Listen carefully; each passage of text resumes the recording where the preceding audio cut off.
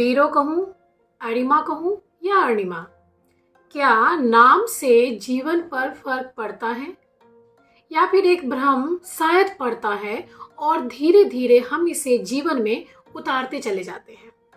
जैसा कि मैंने कहा, अणिमा कितना खूबसूरत नाम है ना। अणिमा का मतलब होता है सूरज की पहली किरण। नमस्कार, मैं मीनाक्षी शुक्ला और अपने इस चैनल शब्द बेनी पर आपका बहुत स्वागत करती हूँ। और आज हमारे साथ होगी अणिमा की बातें। एक सांवली सी दुबली पतली लड़की की कहानी है ये, जिसके पांव देवीय हैं, सोने के पायल से लहक उठते हैं। अणिमा की आंखों में गजब का सम्मोहन है। सांसारिक व ज्योतिष ज्ञान से परिपूर्ण चंद्रावती बुआ भी उसके ज्ञान के आगे कुछ नहीं कह पाती है। अणिमा के पास गार्गी की तरह तर्क भी हैं और प्रश्न भी। उत्तर में से ही जो प्रश्न निकल आते हैं ना, ऐसे प्रश्न हैं। पेड़ पौधे उसकी बातों से झूमते हैं। खास करके वो नीम का जो पेड़ है ना, उसके अंदर से तो आवाज भी आती है, जैसे लगता है कि कोई रहता हो, अणिमा को पुकार रहा हो। यूं तो पशु पक्षी भी जानते हैं उसको। अणिमा खेतों के मेड़ों पर जब पैर धरती है ना, तो अनाज की बालियां हुलस पड़ती है। अणिमा सबको जानती है, माँ को, बाबा को, साधु को, किन्नर को, विधवा को, खाना बदोश को, और आसपास जो लोग रहते हैं ना, उसके सुख दुख सबको जानती है। पर क्या ये सब अणिमा को जानते हैं? शायद नहीं जानते हैं। अणिमा दुनियादारी जानती है, पर बनावटी नहीं है वो। सुधा सिक्राबर जी की छठी किताब आई है अणिमा। अणिमा एक जीवट कहानी है, एक उपन्यास है। उत्तर प्रदेश का एक गांव पलिया कला, जब चिट्ठी पत्री और तार भेजने का जमाना हुआ करता था, जब डॉक्टर वहां गांव में भगवान की तरह पूजे जाते थे, जब सूरज, चांद, नदी, पहाड़, पेड़, फसल आदि की पूजा की जाती थी, ऐसे में एक घटना घटी थी अणिमा की। 4 भाई बहनों में अणिमा का ही रंग दबा हुआ था। जन्म के साथ ही काली लड़की होने के कारण एक अंतहीन लड़ाई उसकी शुरू हो चुकी थी। ना जाने क्यों खूबसूरती के पैमाने में रंग को सबसे पहले पायदान पे रखा जाता है, लेकिन इस सबसे कहीं दूर अणिमा बहुत ही बुद्धिमान, जिज्ञासु प्रवृत्ति और विलक्षण प्रतिभा की धनी थी। बड़े घर की बेटी होने के बावजूद भी उसका जीवन सदैव कष्टपूर्ण ही रहा। मात्र 6 वर्ष की आयु से उसने ना जाने कितनों का दुख बांटना सीख लिया। अपनी छोड़कर उसे सबकी चिंता रहती। ऐसा लगता है कहानी पढ़ते हुए कि कहीं दशकों में एक बिरला प्रौढ़ा की तरह पैदा होता है। वो अणिमा ही थी। वो कहते हैं ना, पेट में दांत होना, यही हाल था अणिमा का।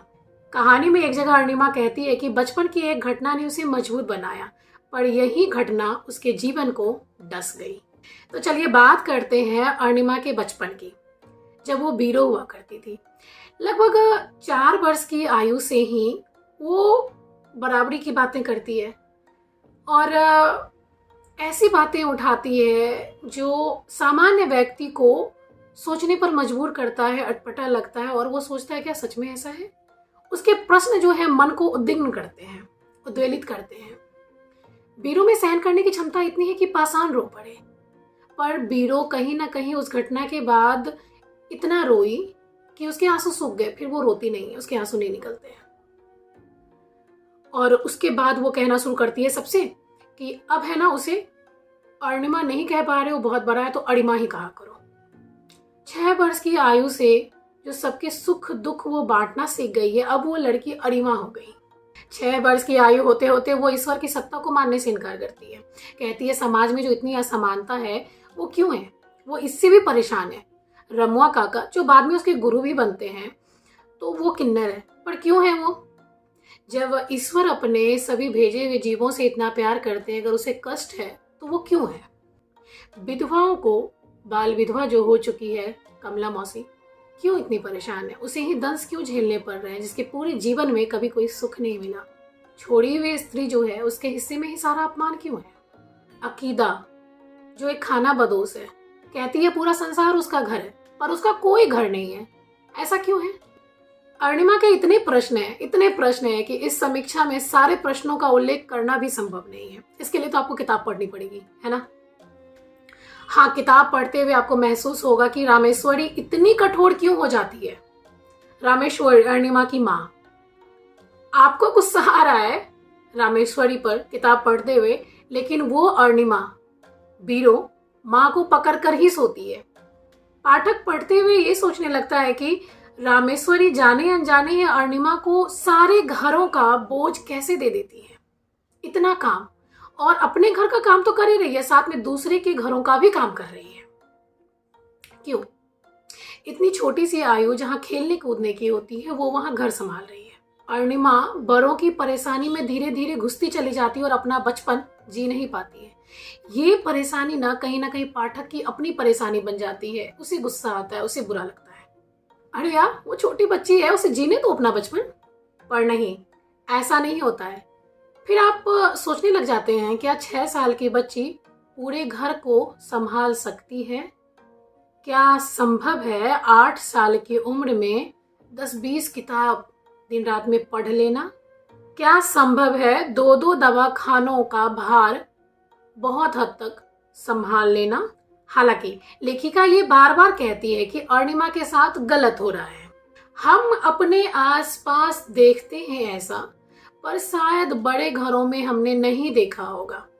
हम यूं ही निकलते हैं गांव देहात या फिर सड़कों पे किसी ढाबे पे किसी को काम करते हुए मिल जाते हैं, हमें ऐसे शायद होते होंगे, हम इनकार नहीं कर सकता।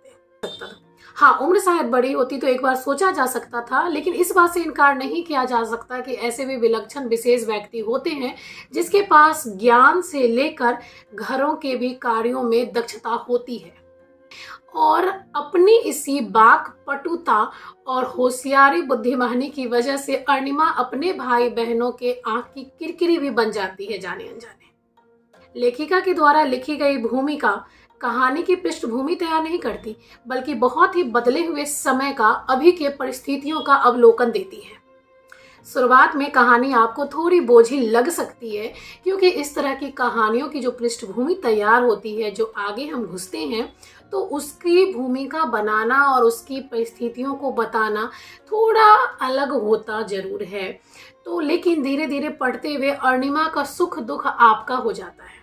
और अरुणिमा 17 साल में ग्रेजुएट भी हो जाती है। उसका रूप लावण्य बहुत ही खिल उठता है। अब वो कहती है कि अरुणिमा ही कहा करो, बीरो अरुणिमा मत कहो हमें। अब ऐसे ही बसंत में अरुणिमा के जीवन में ऋषि का प्रवेश होता है।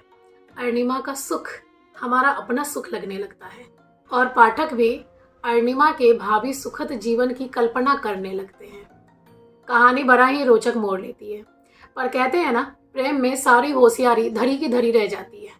अरुणिमा पढ़ते हुए आप अनुभव करेंगे समाज में जो घटनाएं होती है, जो आपके मन को विचलित करती है, परेशान करती है, जो प्रश्न आपके मन में उठते हैं, अरुणिमा उसका जवाब हो सकती है।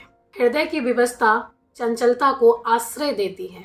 एक जगह अरुणिमा कहती है कि अपनी प्रिय वस्तु का त्याग ही सर्वोच्च होता है।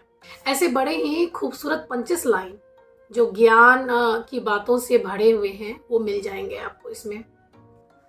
अरुणिमा अपना पूरा जीवन अपने एकल सिद्धांत पर ही लेकर चलती है और उसी में विश्वास रखती है। कहती है कि ना तो मैं भूतकाल हूँ और ना ही भविष्यकाल, मैं केवल वर्तमान हूँ और यही पल मेरे जीवन का आधार है।